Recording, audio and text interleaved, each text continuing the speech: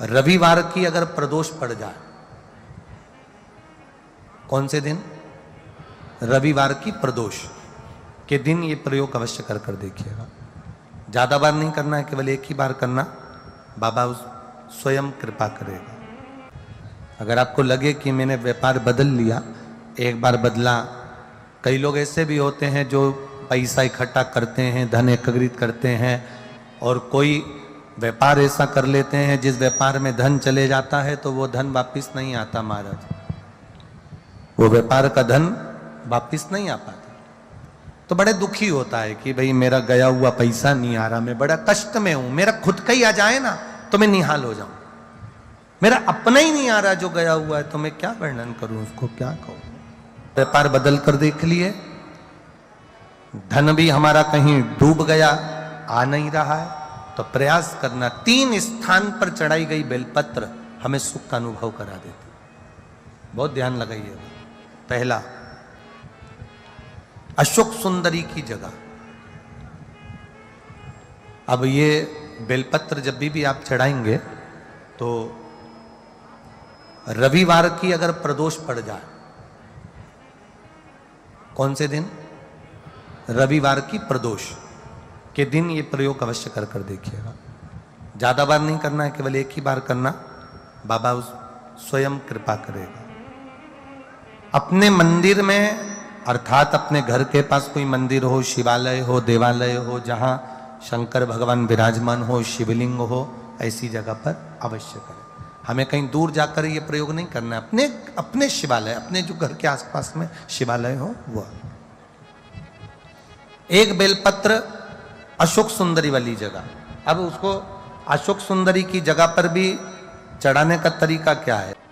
जब हम बेलपत्र चढ़ाएंगे तो उस बेलपत्र को चढ़ाते समय आपकी जो बेलपत्र की डंडी है, वो बेलपत्र, रविवार प्रदोष के दिन का ये उपाय है महाराज, ये बेलपत्र की जो डंडी है, इस डंडी का भाग शिवलिंग की ओर होना चाहिए। ये जो डंडी है इसका भाग अशोक सुंदरी पर जब चढ़ाएंगे तो शिवलिंग की ओर इसका भाग होगा महाराज। दूसरी, बेलपत्र को जब हम समर्पित करेंगे, जया, विषहरा, शामरीवारी, दौतली, देव, मान लो जलाधारी ऊपर नहीं है शंकर जी के, तो उसका स्मरण कर कर 5 कन्याओं का नाम लेकर जया, विषहरा, शामलीवारी, दौतली, देव, इनका स्मरण कर कर शंकर भगवान के शिवलिंग पर बेलपत्र रखेंगे।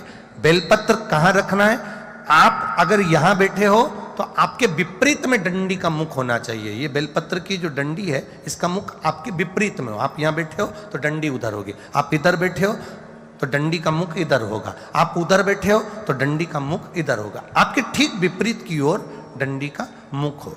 ये 2 जगह बेलपत्र समर्पित करने के बाद तृतीय बेलपत्र शिवलिंग की जो जलाधारी है, जहां पर भगवान शंकर का शिवलिंग रखा है, वहां स्पर्श कराकर, केवल छुआना है, स्पर्श कराकर बेलपत्री के पेड़ के नीचे ही कोई कंकर हो, कोई शंकर हो, या कोई मिट्टी का ढेला हो, नी हो, तो वहीं मिट्टी को थोड़ी सी ऊंची कर कर एक बेलपत्र बैठकर इस बेलपत्री की डंडी जड़ की ओर, मतलब जो वृक्ष होता है उस ओर इस डंडी का मुख होना चाहिए। ये 3 रविवार के प्रदोष के दिन शंकर भगवान पर चढ़ाई गई बेलपत्र से हमारा गया हुआ धन भी पुनः आने का रहता है, और हमारा जो व्यापार बार बार बंद हो रहा है, शिव की कृपा से एक बार चालू तो चालू हो ही जाता है। दुनिया में जाकर बोलिया है, जगह जगह जाकर प्रार्थना कर ली, निवेदन कर लिया, तो भी तुम्हारा अगर कोई काम ना बने तब एक काम जरूर करना, एक बेलपत्र, एक शमी पत्र, एक कनेर का फूल देवाधिदेव महादेव को प्रत्येक प्रदोष के दिन शिवजी को जल चढ़ाकर समर्पित करना प्रारंभ कर दो। 2 या 3 प्रदोष निकलेगी, मेरा देवाधिदेव महादेव तुम्हारी झोली खुश। देखिए, अगर प्रदोष का व्रत नहीं कर सकते, प्रदोष के दिन आप व्रत नहीं कर सकते, मान लो आपसे भूखा नहीं रहा जाए, प्रदोष का व्रत नहीं कर सकते, प्रदोष के दिन आप भूखे नहीं रह सकते, मंदिर भी नहीं जा सकते, दिया भी नहीं लगा सकते। तो शिव महापुराण की कथा कहती है कि प्रदोष के दिन, प्रदोष काल में अपने ही दरवाजे के पास में देवाधिदेव महादेव का स्मरण कर कर लक्ष्मी की वृद्धि के लिए, कार्य सिद्धि के लिए, संपदा को प्राप्त करने के लिए आप अपने ही दरवाजे के पास में एक दीप लगा सकते हो। कौन से दिन? प्रदोष के।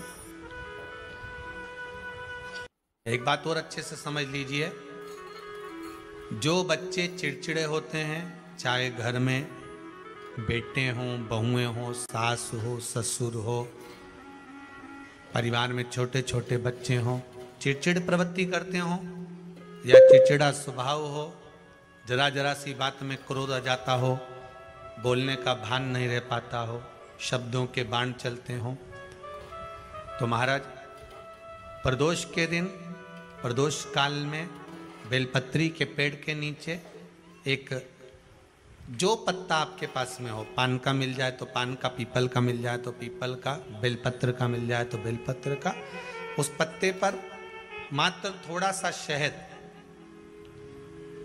और 7 दाने चावल के रखकर घी का दिया लगा दो महाराज, और थोड़ा सा जल हाथ की अंजलि में लेकर भगवान देवाधिदेव महादेव का स्मरण कर कर कि इस बेलपत्री के वृक्ष के नीचे माता लक्ष्मी, पार्वती, सरस्वती विराजमान है। इसी बेलपत्री के पेड़ के नीचे मेरे देवाधिदेव महादेव का 12 ज्योतिर्लिंग का स्वरूप प्रकट है। उनका स्मरण कर कर जल चढ़ा दीजिए और उसका स्मरण कर लो जो चिड़चिड़ प्रवृत्ति करता हो, क्रोध करता हो, जिसको बोलने का भान नहीं होता हो, सम्मान नहीं देता हो, अपशब्द कहते हो, उनका स्मरण कर कर आप छोड़ेंगे। एकदम एक प्रदोष करेंगे, दूसरे प्रदोष तक तो आपको कोई दिक्कत ही नहीं होगी। 2-3 प्रदोष कर कर देखिए, बाबा कृपा करें। बच्चों को पढ़ने का कह रहे हो, पढ़ने बैठो, पढ़ने बैठो, पढ़ने बैठो, पढ़ने बैठो, तो एक आध प्रयास बच्चों के लिए भी कर लिया करो कि भाई ठीक है, बच्चे लोग विद्या में प्रबल होंगे।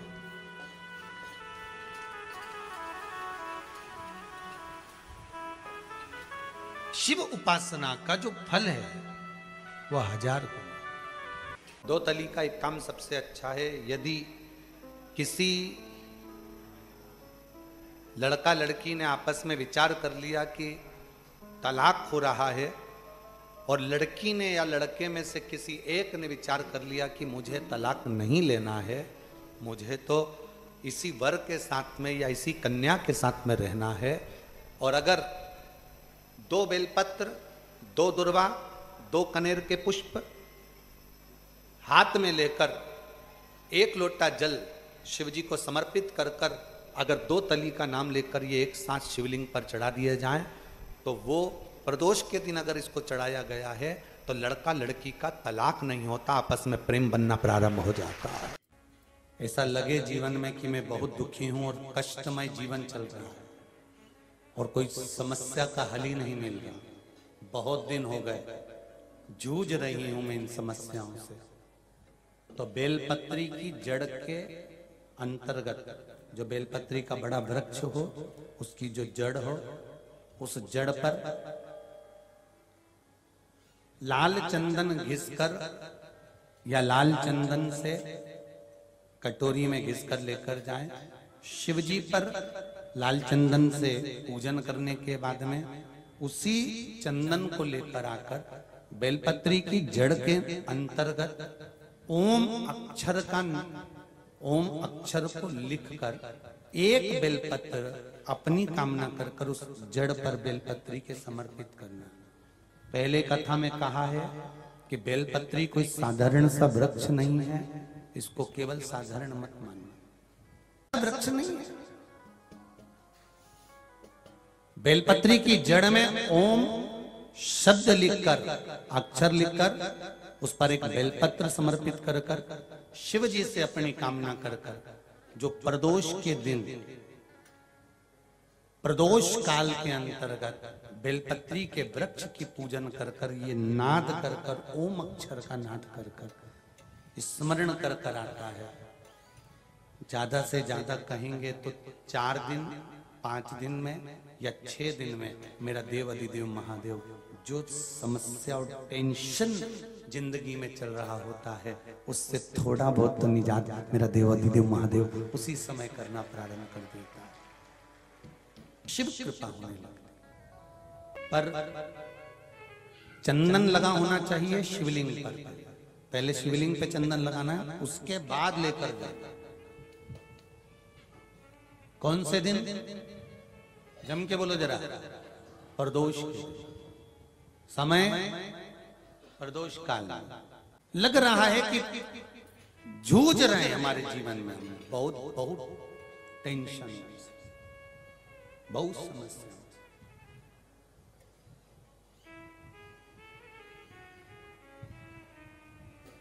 तब ओम अक्षर का नाद मूल होना चाहिए। आप में से कितने लोग शिव मंदिर जाते हैं? सभी लोग जाते हैं ना। तो शंकर जी के मंदिर जाते हैं तो आप जब वापिस लौट कर आते हैं तो नंदी के कान में, जब हम नंदी से कुछ कहते हैं, आप लोग जब वापिस लौट कर आते होंगे तो नंदी से कहकर आते होंगे ना कुछ लोग। तो जब हम नंदी से कुछ कहकर आते हैं, आपने देखा होगा कई लोग नंदी के कान में कुछ कहते हैं। फिर नंदी का जो सींग होता है उस सींग के बीच में से शिवलिंग का दर्शन करते हैं।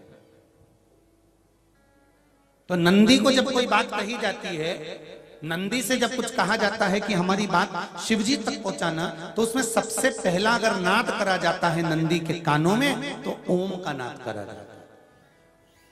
आप सीधे जाकर अगर कहेंगे नंदी को कि हमारी ये बात है, आप वहां तक पहुंचा देना, तो नंदी उस बात को कहे चाहे नहीं कहे, पर जब आप नंदी के कान में ओम कहने के बाद में अपने हृदय की बात कहते हैं, तो जैसे एक पत्र आपने भेजा और पत्र को तुमने लिफाफे के अंदर रख दिया, रखने के बाद में तुमने एड्रेस भी लिख दिया।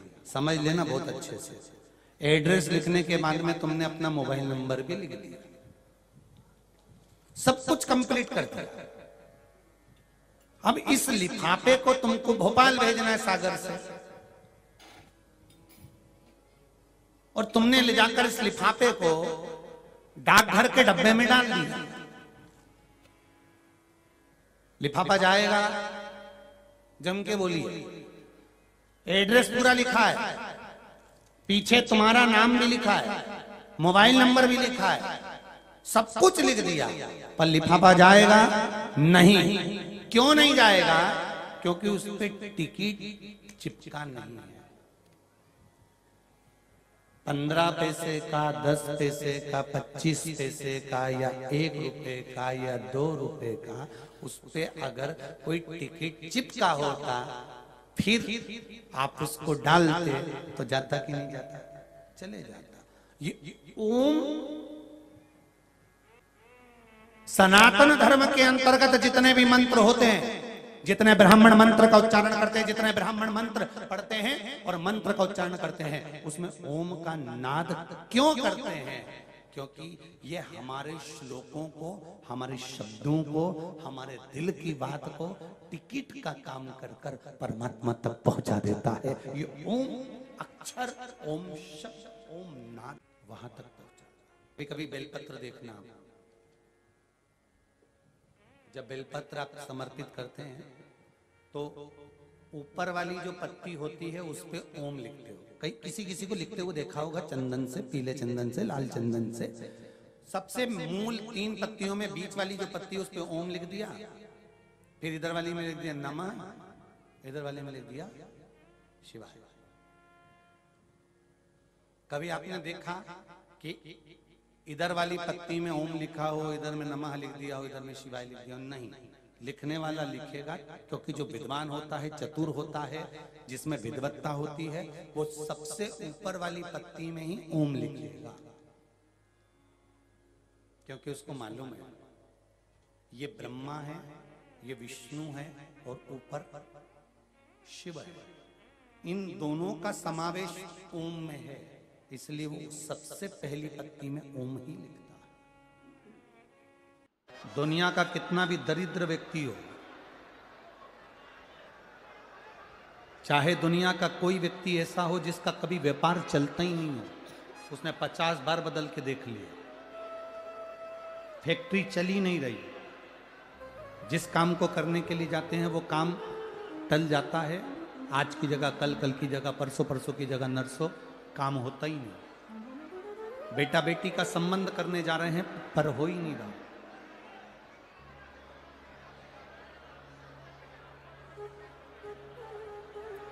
कितना भी दरिद्र से दरिद्र व्यक्ति हो, कितना भी दीन से दीन व्यक्ति हो,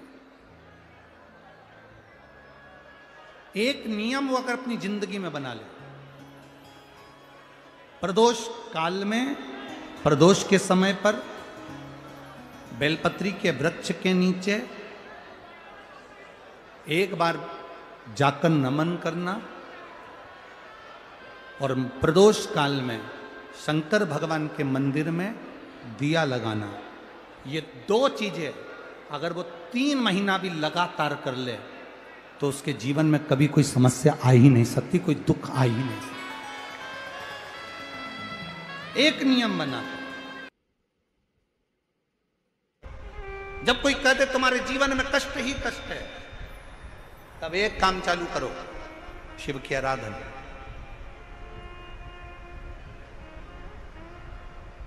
तब एक काम चालू करो, भगवान शंकर की आराधना।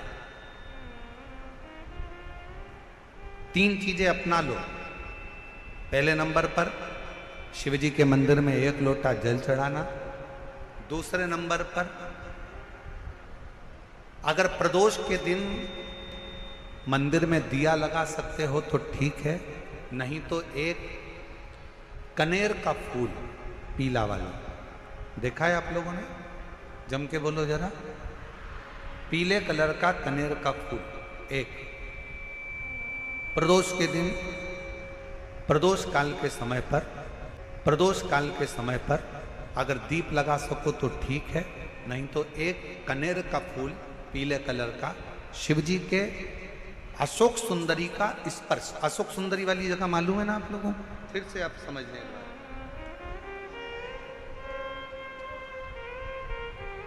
ये शिवलिंग, जलाधारी, ये चरण, राइट में गणेश जी, लेफ्ट में कार्तिकेय जी, मध्य भाग में जो एक मोटी सी लाइन होती है वो अशोक सुंदरी का स्थान होता है। जहां पर शिवलिंग रखा हुआ है ये पार्वती जी का हस्त कमल। शिवलिंग, शिवलिंग के ऊपर जो कलश में से एक एक बूंद पानी गिरता है वो शंकर जी की 5 लड़कियां, जया, विषहरा, श्यामली बारी, दौतली, देव। शिव जी के 6ठे नंबर की लड़की अशोक सुंदरी मध्य भाग में। जब एक कनेर का फूल प्रदोष के दिन, प्रदोष काल में अशोक सुंदरी वाली जगह पर स्पर्श कराकर शिव जी को समर्पित करना। 3 क्रम है, अगर बन सके तो करो। पहला 1 लोटा जल चढ़ाना। दूसरे नंबर पर अगर बहुत ज्यादा तकलीफ की जिंदगी चल रही हो, बहुत कष्टमय जीवन चल रहा हो और सब ने कह दिया कि तुम्हारी किस्मत में तो धक्के ही लिखे हैं, केवल आप धक्के ही खाओगे, तो एक कनेर का पुष्प प्रदोष के दिन, प्रदोष काल में अशोक सुंदरी का स्पर्श कराकर शिवलिंग पर चढ़ाओ। और बन सके प्रत्येक महीने शिवरात्रि आती है, जैसे कल शिवरात्रि है ऐसे हर महीने शिवरात्रि आती है। शिवरात्रि के दिन एक अक्षत, मात्र एक अक्षत, केवल एक चावल का दाना, एक दुर्वा के साथ शिव जी को समर्पित करना प्रारंभ करो। जिंदगी की कैसी भी तकलीफ होगी, मेरा शंकर भगवान उस तकलीफ को मिटाएगा। शिव की आराधना और दिल से बाबा को पुकारते रहो। श्री शिवाय नमस्तु, श्री शिवाय नमस्तु। और मेरी जीजियों, मेरे जीजाओं, मेरी बेटियों, बेटाओं, मेरी माताओं, एक बात और आपसे कहना चाहता हूं। जब आप पशुपतिनाथ का व्रत करो ना, पशुपति व्रत को अगर आप धारण करो, या सोमवार का व्रत करो, या शिवरात्रि का व्रत करो, या प्रदोष का व्रत करो, या आप शंकर जी के मंदिर में जाकर कोई उपास, कोई व्रत, कोई पूजन कर रहे हो ना, तो एक निवेदन और आज इस व्यासपीठ से करें आप लोगों के लिए। आपकी पूजन की थाली में सब कुछ है, सब कुछ। और जो आपके पास में बैठकर पूजन कर रही है, उसकी थाली में अगर कोई कमी रह गई है ना, तो शिव महापुराण ये भी कहती है कि शंकर के सामने बैठकर किसी की पूजन की थाली में भी कमी मत देखो। बन सके अपनी पूजन की थाली में से थोड़ा सा सामान उसकी थाली में रख दो। प्रयास करना कि वो कमी ना देखी जाए। अगर हम भगवान की साक्षी में भी अगर कमी देखेंगे तो हमारे जीवन में कमियां बढ़ती चली जाए। हम क्यों कमी? ए गुरुजी, हमारी टेम्परेरी नौकरी है, बहुत कष्ट में हम, क्या करें हम? कहीं मत जाओ, तुम्हारे नजदीक में जो शंकर का मंदिर है उस मंदिर में जाकर झाड़ू लगाना प्रारंभ कर दो। तुम्हारे शिव जी के मंदिर में कहीं पोछा लगाना प्रारंभ कर दो। तुम्हारे शंकर के मंदिर में थोड़ा सा चंदन घिसना प्रारंभ कर दो। नौकरी पर जाओ, ड्यूटी पर जाओ, बच्चों को संभालो, परिवार को संभालो, उसमें से थोड़ा सा समय शंकर जी को देना प्रारंभ करो। थोड़ा सा समय निकालना शिव जी के लिए, थोड़ा सा समय। ए गुरुजी, अभी मेरी तनख्वाह तो मात्र 8,000 रुपए मिलती है, प्राइवेट जॉब कर रहा हूं, परिवार बड़ा है, गुरुदेव दिल्ली जैसे शहर में रह रहा हूं, बहुत दुख का जीवन चल रहा है, क्या करूं? किसी को हाथ नहीं दिखाना, किसी को पत्रिका नहीं दिखाना, किसी को भाग्य नहीं दिखाना। अब जो कुछ दिखाना अपने शंकर को दिखाना, उसके मंदिर में सेवा करना प्रारंभ करो।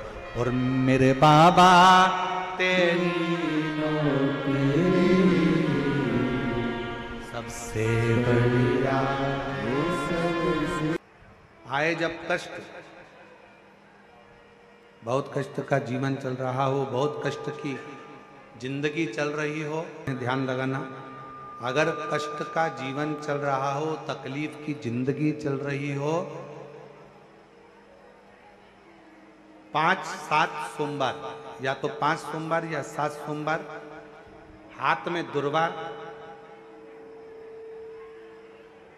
मान लो ये तुमने दुर्वा ले ली, हाथ में दुर्वा, एक बेलपत्र, और उसी हाथ में अपने घर का भरा हुआ 1 लोटा जल।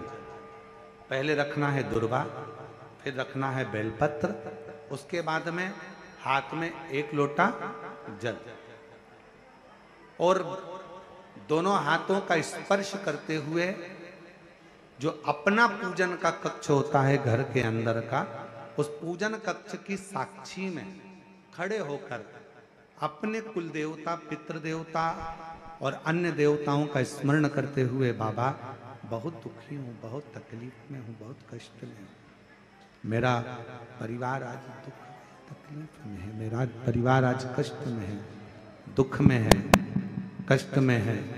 बाबा को अपने मन का भाव कहते हुए, हृदय से प्रार्थना करते हुए अपने घर के मंदिर से निकलकर फिर उस जल को लेकर शिवालय तक जाओ और दक्षिण की ओर खड़े होकर उत्तर की ओर मुख कर जल समर्पित करो। बेलपत्र और दुर्वा दोनों को अशोक सुंदरी वाली जगह पर चढ़ा दीजिए। अशोक सुंदरी की जगह तो सबको मालूम है ना। अशोक सुंदरी वाली जगह पर उस बेलपत्र और दुर्वा को समर्पित कर दो। चढ़ा हुआ थोड़ा सा जल लेकर आओ, घर के दरवाजे पर उसका छींटा दे दो, लेपन कर दो, और बाबा से 5 सोमवार नियम से आप दुर्वा, बेलपत्र और जल का प्रयोग अगर करोगे, 5 सोमवार पूर्ण होंगे। जो तुम्हारा दुख है वो समाप्त जरूर होगा। शिव करुणा जरूर, शिव कृपा जरूर। बस इसमें 3 चीजों का स्मरण रखिएगा। 3 चीजों शिव पुराण कर रही है, इसमें 3 चीजों का स्मरण करिए। पहले नंबर पर दुर्वा, दूसरे नंबर पर बेलपत्र और तीसरे नंबर पर जब जल चढ़ाकर वापिस आओ तो अपने घर में प्रवेश के पहले देहली पर चौखट पर भगवान शंकर के अपने घर के द्वार पर शिव का नाम लेकर जल का सिंचन। 3 शिवजी की करुणा का गुणगान करने के लिए 3, जब आप तकलीफ में होते हो तो 3, शंकर को जल चढ़ाने वाला 1 लोटा जल चढ़ाने वाले के पास 3 को भगवान शिव अवश्य भेजते हैं। दुख को समाप्त करने से पहले 3 को मेरा शंकर आपके दरवाजे पर जरूर भेजता है। पहले नंबर पर मां आद्य शक्ति दुर्गा को आपकी पड़ोसन के रूप में, आपके रिश्तेदार के रूप में, आपके कुटुंबी के रूप में, आपके संबंधियों के रूप में, किसी ना किसी के रूप में आपके पास भेजकर बोलेंगे, क्यों घबराती हो, क्यों चिंता करती हो, क्यों टेंशन लेती हो। मैंने सुना है कथा में बाबा ने ये बताया था, एक काम कर, एक बेलपत्र, एक दुर्वा लेकर जा, बताएगी, आएगी, बैठेगी, सुंदर, उस दिन उसका चेहरा देखोगे आप तो आपको लगेगा ये मेरी पड़ोसन नहीं हो सकती। उसका चेहरा देखोगे तो आपको लगेगा ये मेरी देवरानी नहीं, ये मेरी जेठानी नहीं, ये मेरी ननंद नहीं, ये मेरा रिश्तेदार नहीं। आज इसका चेहरा कुछ और बोल रहा होगा। जब होगी तब कोई तुम्हारे कहेगा, धीरे से, सामने नहीं आएगा तो सुंदर स्वरूप धारण कर कर स्वप्न में आकर कहेगा। ऐसा लगेगा कोई तुम्हें जगा कर कह रहा है कि तू घबराना मती, तू ये कर लेना, समझ। धीरे से, सामने नहीं आएगा तो सुंदर स्वरूप धारण कर कर स्वप्न में आकर कहेगा। ऐसा लगेगा कोई तुम्हें जगा कर कह रहा है कि तू घबराना मती, तू ये कर लेना, समझ लेना मेरे बाबा ने अपनी अर्धांगिनी पार्वती को तुम्हारे पास भेज दिया। मेरे शिव ने अपनी पत्नी को तुम्हारे पास भेज दिया, अपनी अर्धांगिनी को भेज दिया। दूसरे नंबर पर मेरे भोले बाबा, मेरे शंकर, मेरे त्रिकालदर्शी, मेरे करुणा सागर, मेरे शंकर दूसरे नंबर पर अपने गण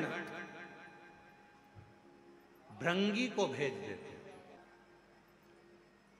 शिवजी के गण श्रृंगी और भृंगी का कर्म क्या? श्रृंगी शिव से दूर नहीं होता और भृंगी शिव जी की आज्ञा पाकर शंकर के भक्त के पास जाकर बैठता है। शिव जी अपने दूसरे पात्र को भेजते हैं भृंगी को। भृंगी दूसरे नंबर पर जाता है। उसका काम क्या है? भृंगी का कर्म क्या है? तो कहा भृंगी कभी भी सामने अपने प्रतिबिंब से नहीं आता, किसी का स्वरूप धर कर नहीं आता। भृंगी आपके हृदय में आकर भीतर से बोलने का प्रयास करता है। ये काम गलत हो रहा है, इसको रोक ले। तेरा मन से अंदर से बोलने का प्रयास करेगा, एक काम कर, तू वहां चले जाए, ऐसा हो सकता है, तू ऐसा कर ले, तू वैसा कर ले। वो बताने का प्रयास करेगा, वो आपको ले जाने का प्रयास करेगा, उस तक ले जाने का प्रयास करेगा कि ये कर्म कर, ये कर्म कर। भृंगी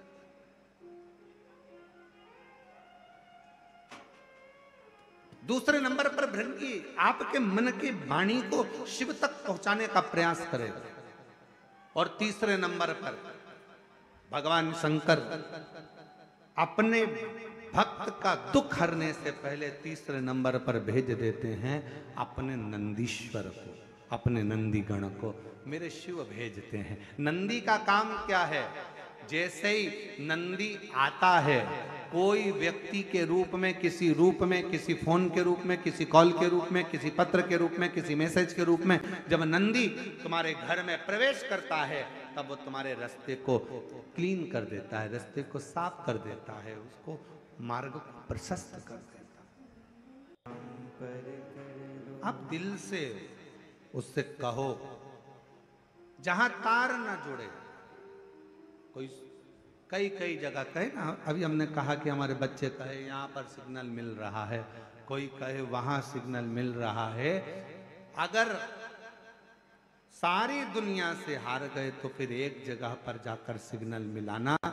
एक बार शिव महापुराण की कथा में पहुंचकर बाबा देव अधिदेव महादेव से अपने मन की बात कहकर कभी योग बन जाए तो उस कथा में आसन बिछाकर जमीन पर अपना आसन डालकर ये नहीं सोचना कि मैं वीआईपी कितनी हूं, मुझे कहां बैठना चाहिए, कहां रहना चाहिए। एक बार उस पवित्र प्रांगण में जहां बाबा की कथा हो रही हो, जहां बाबा कुबेर भंडारी का आनंदमय कथा का तत्व ग्रहण करने को मिल जाए, वहीं पर रात्रि विश्राम कर कर बाबा से अपने दिल की बात कहकर अपने मन की बात जरूर कहना। ये निश्चित है मेरे बाबा से तुम्हारा सिग्नल जरूर मिलेगा और शिव आपकी बात को स्वीकार जरूर, शिव सुनेगा। 5 चीजें शंकर भगवान को चढ़ती है, जल, दूध, दही, शहद, घी, शक्कर, पंचामृत की वस्तु। 5 हमारे जीवन को सार्थक करने वाले। दूध भक्ति का प्रतिबिंब है। हमारे घर से रोग, बीमारी, तकलीफ को दूध चढ़ाते ही वो रोग बीमारी समाप्त होने लगती। दही, हमारे परिवार अगर टूट रहा है, हमारा परिवार अगर टूटने की कतार पर है, 2 बेटे 3 बेटे वो भी आपस में झगड़ रहे हैं, माता पिता आपस में झगड़ रहे हैं, बेटे बहुएं आपस में झगड़ रहे हैं, तो दही शिव को जो चढ़ाया जाता है ये परिवार को जोड़ने का काम करता है। शहद, ये व्यक्ति के जीवन को, समृद्धि को बढ़ाने का प्रयास करता है। घृत, घी, हमारे घर में किसी की चिड़चिड़ वृत्ति हो तो उसको समाप्त करने का कार्य करता है।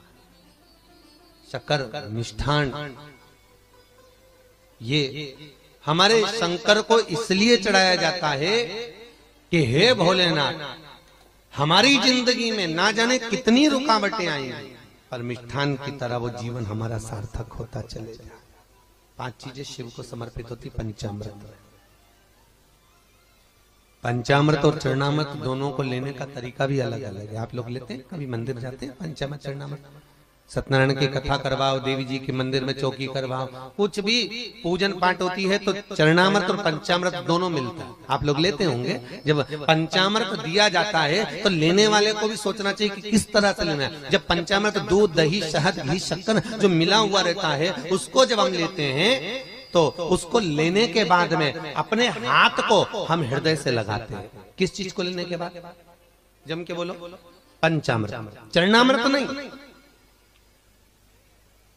पंचामृत लेने के बाद हाथ को हम हृदय से लगाते हैं। और चरणामृत अर्थात किसी मंदिर में गए, तुलसी जी पड़ी हुई है जल के अंदर और वो पंचपात्र में जल जो रखा हुआ है वो चरणामृत है। उस चरणामृत को जब हम लेते हैं तो उस जल को लेने के बाद में हम अपने हाथ को हृदय से नहीं लगाकर अपने मस्तक से लगाते हैं। उसका कारण क्या है? उसका केवल एक कारण है कि पंचामृत लेने के बाद हमने जो हाथ को हृदय से लगाया, उसका कारण केवल इतना सा है कि भगवान के स्नान की झांकी का दर्शन हमारे हृदय में बैठ जाए। और चरणामृत लेने के बाद जो हमने हाथ को सिर पर लगाया, उसका कारण केवल इतना सा है कि भगवान के चरणारविंद का जल जब हमारे मस्तक पर चढ़ेगा तो हम जैसे पापियों का भी उद्धार अपने आप हो जाएगा। दोनों को लेने का तरीका।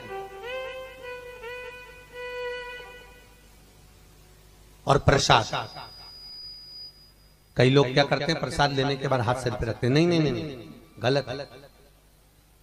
बहुत ध्यान देना साहब। बहुत सी चीजें हम अपनी जिंदगी में बहुत गलत करते हैं और फिर भगवान से ये विचार करते हैं कि भगवान हमारा कल्याण क्यों नहीं कर रहा, क्योंकि हम गलत कर रहे हैं,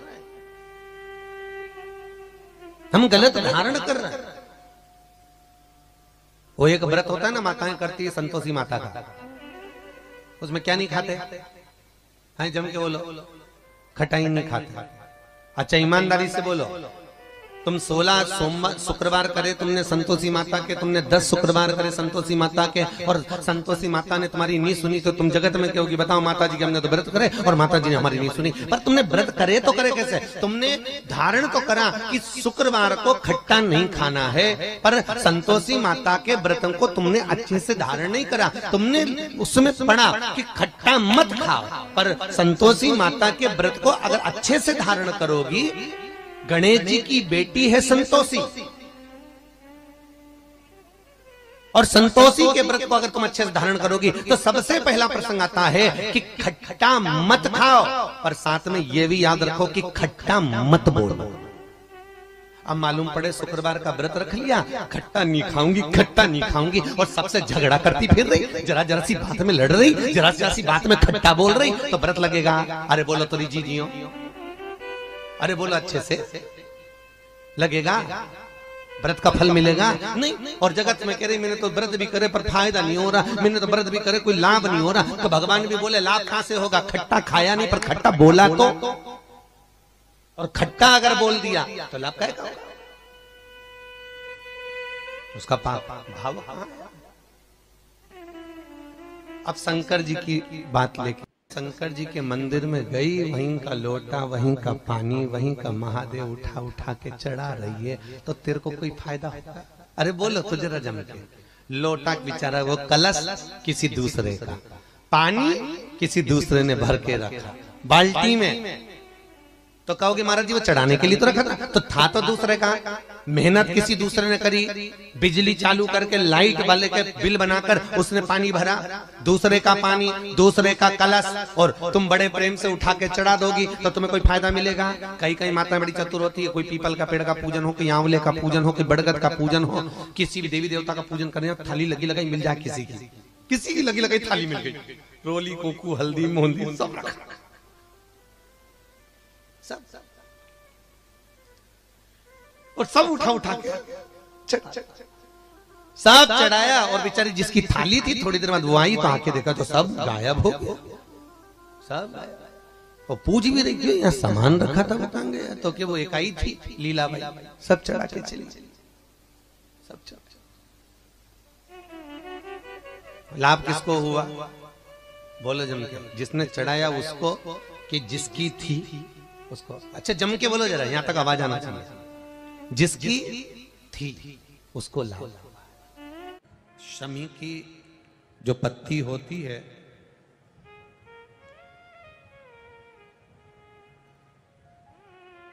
शमी की जो पत्ती होती है, एक पत्ती में जितनी पत्तियां लगी होती हैं और एक पत्ती के अंदर, जरा ध्यान देंगे, जैसे इस पत्ती में ढेर सारी पत्तियां लगी हुई है, उस पत्ती में से भी एक पत्ती तोड़ोगे और एक पत्ती तोड़ने पर उस पत्ती को भी अगर गिनोगे तो उसमें बहुत सारी पत्तियां होती हैं।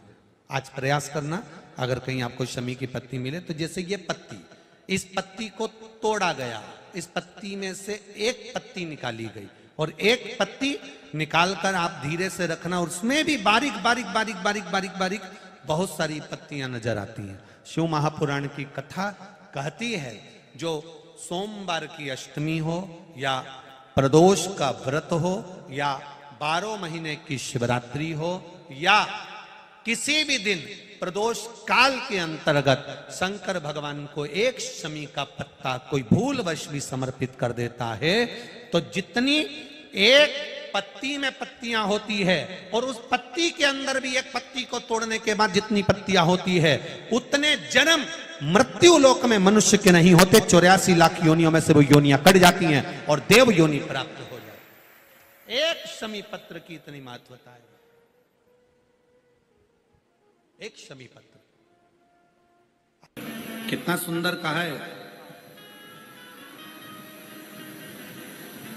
जब जिंदगी बहुत संघर्ष में चल रही हो, बहुत दुख का जीवन चल रहा हो, बहुत कष्ट का जीवन चल रहा हो, बहुत कष्टमय जीवन चल रहा हो, तब शमी के 5 पत्ते, शमी के 5 पत्ते एक दुर्वा के साथ,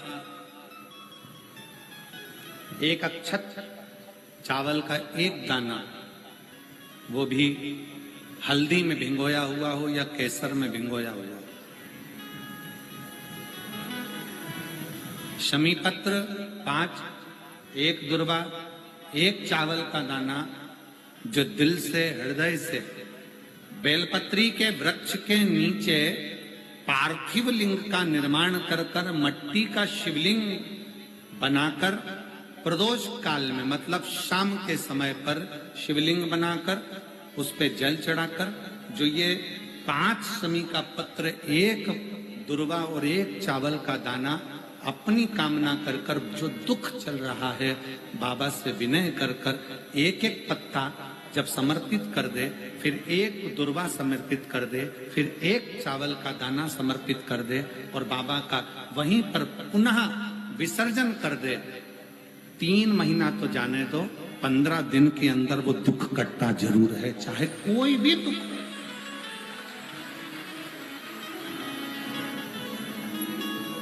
कोई भी दुख क्यों,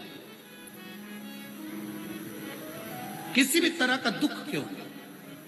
और ये शंकर की आराधना, शंकर की